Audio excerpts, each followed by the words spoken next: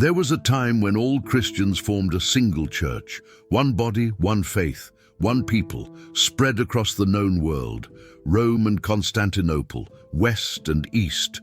They spoke different languages, lived different cultures, yet shared the same hope in Christ. At first, the differences seemed small. Some prayed in Latin, others in Greek. Some used unleavened bread for communion, others used leavened bread. Some followed the Pope of Rome as the highest authority. Others followed their local patriarchs, united in council. No one imagined then that these small differences would grow into deep, difficult-to-heal rifts. For centuries, these rifts grew silently. There were debates about how the Holy Spirit should be understood, disagreements over whether the Pope should be obeyed by all Christians, and constant clashes between emperors and bishops. What began as differences in custom and culture gradually transformed into divisions of power and faith. And slowly, the wound opened. On July 16th, 1054, in the great cathedral of Hagia Sophia in Constantinople, a letter of excommunication was placed upon the altar. A letter that not only declared brothers in faith as enemies, but officially broke the unity of Christianity. From that day on, the Christian world was divided, the Catholic Church in the West and the Orthodox Church in the East. But what really divided the Church? Were they merely differences of faith? Or did pride, politics, and human ambition also play their part? Today, we will walk through the most important moments that led to this great division, and we will understand why, even after nearly 1,000 years, that rupture continues to shape history to this day. We will also uncover the lessons that, even now, still speak to us from within that open wound. In the first centuries after Christ, Christianity grew as a single spiritual family. There were no Catholics or Orthodox yet. All believers, from the lands of the Mediterranean to North Africa and Asia Minor, simply recognized themselves as Christians, united by the same faith in Jesus and the teachings of his apostles. The Roman Empire, which stretched across much of the known world, was the stage where Christianity took root. Over time, two cities began to stand out as major spiritual centers, Rome in the west and Constantinople in the east. Both were important pillars within the Church, although each had its own language, culture, and worldview.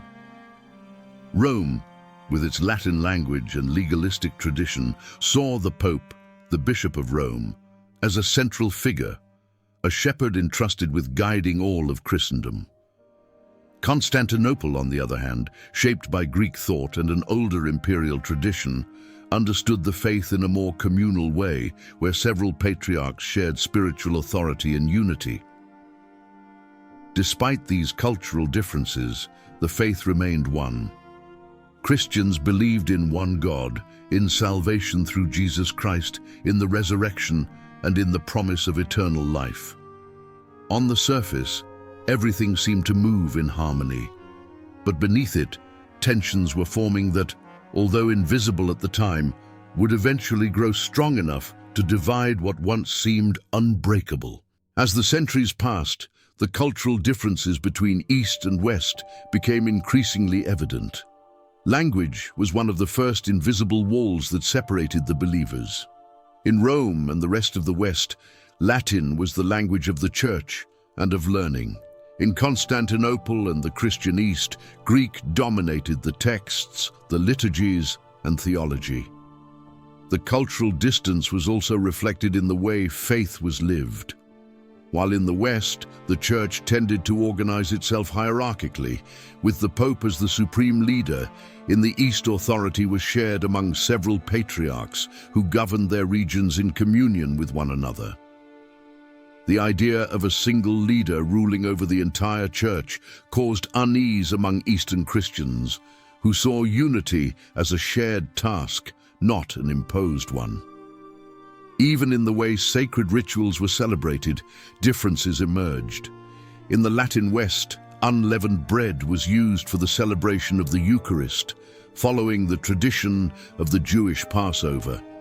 In contrast, in the Greek East, the bread used was leavened, symbolizing the resurrection and new life.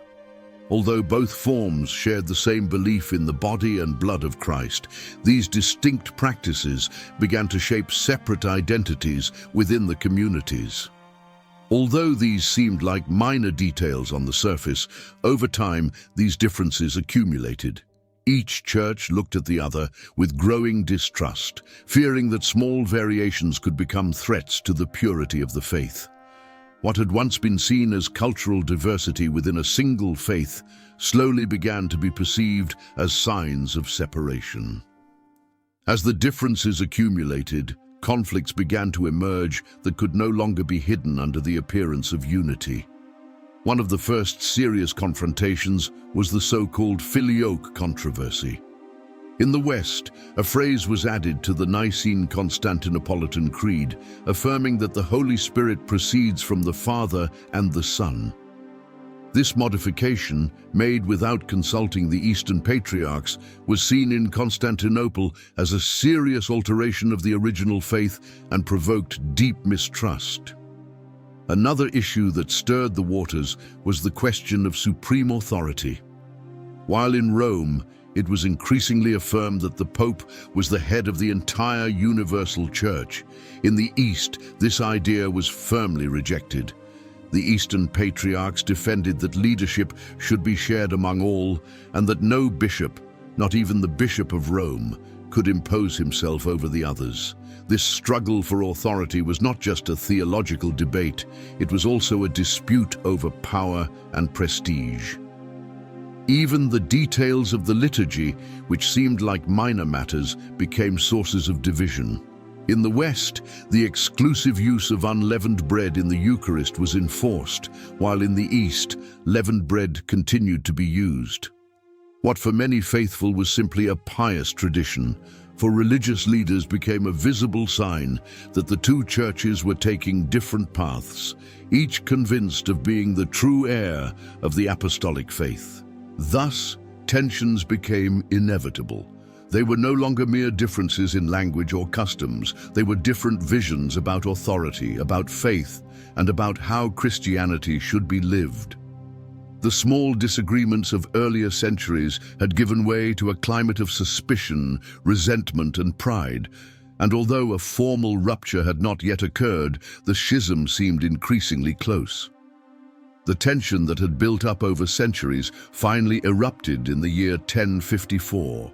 Pope Leo IX sent a delegation to Constantinople, led by Cardinal Humbert of Silva Candida, with the intention of resolving the differences, or of imposing the authority of Rome.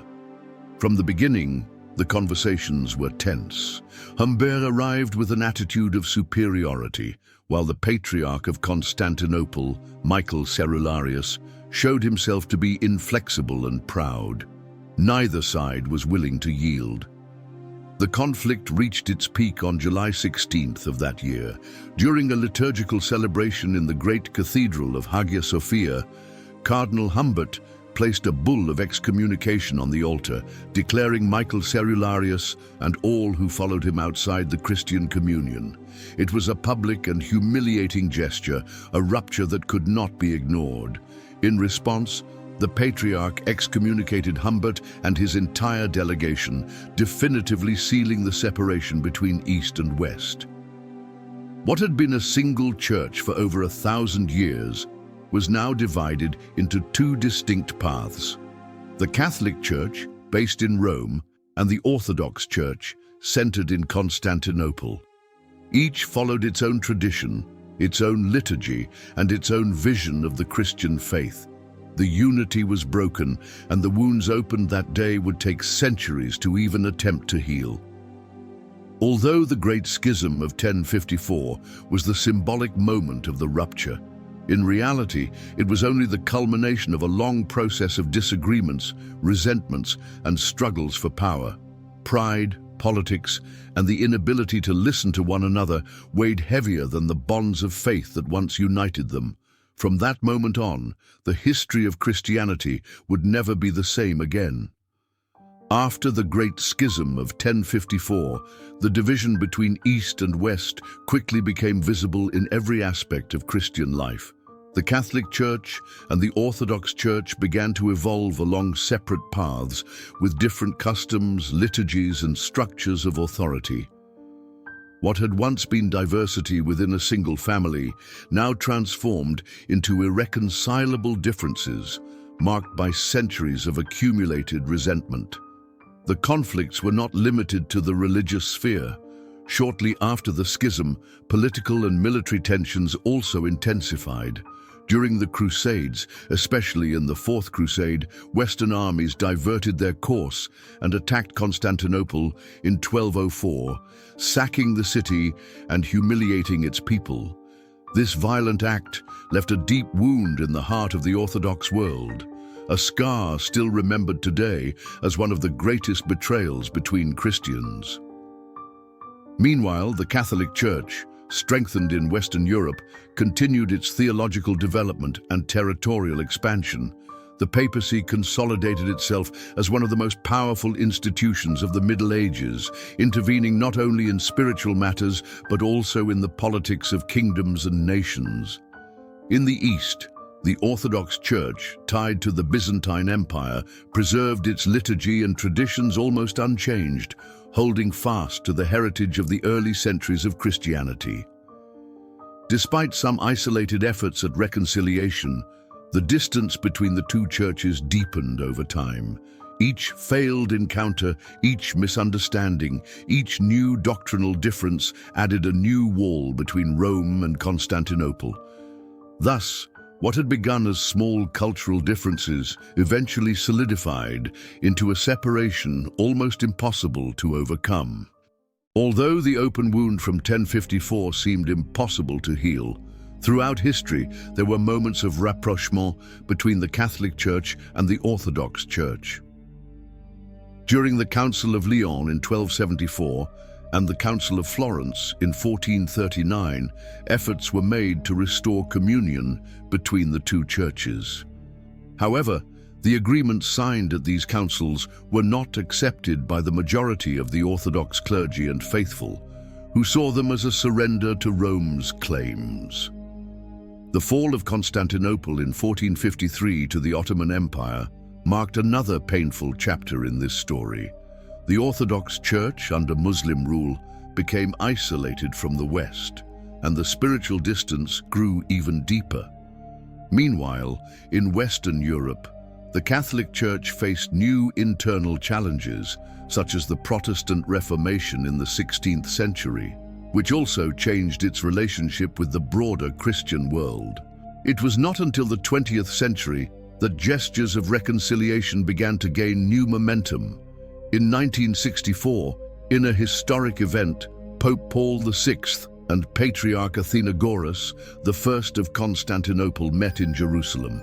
There, both leaders decided to mutually annul the excommunications pronounced in 1054 in a symbolic act of respect and openness that renewed hopes for unity. Since then, Catholics and Orthodox have worked together in various initiatives of dialogue, social cooperation, and joint defense of Christian values in the modern world. Although doctrinal and authority differences still remain, there is a mutual recognition of the spiritual richness shared by both traditions.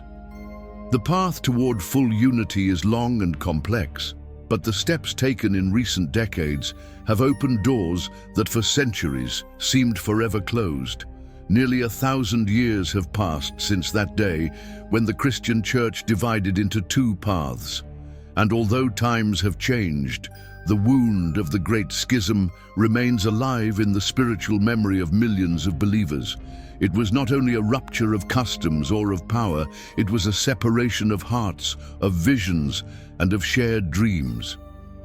Today, both Catholics and Orthodox still profess the same faith in Jesus Christ, but walk different paths, marked by centuries of history, pain, and pride. Each tradition fiercely preserves its heritage, its rites, and its way of understanding faith, standing as witnesses to a past that is both glorious and wounded.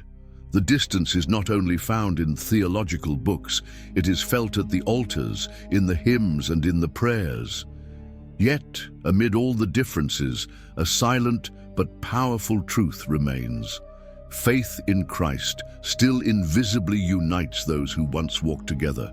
Every dialogue, every gesture of respect, every prayer shared between Catholics and Orthodox is a small bridge built over centuries of separation. Perhaps unity is not something we will see fulfilled in our generation, but the simple act of maintaining dialogue, of recognizing the spiritual value of the other, is already a seed of hope. Because as long as there are those who believe in the power of forgiveness, in the strength of love, and in the promise of Christ, the wound of the past will not have the final word. Do you believe that one day Catholics and Orthodox will walk together again as one family of faith? Or will the wound of the past continue to mark their destiny forever? Tell me, what do you think about this separation? I'll be reading your comments. And if this journey through history helped you see things from a different perspective, don't forget to support us by leaving a like, subscribing to the channel, and activating the notification bell so you won't miss our upcoming content. Thank you for staying with us until the end. See you in the next video.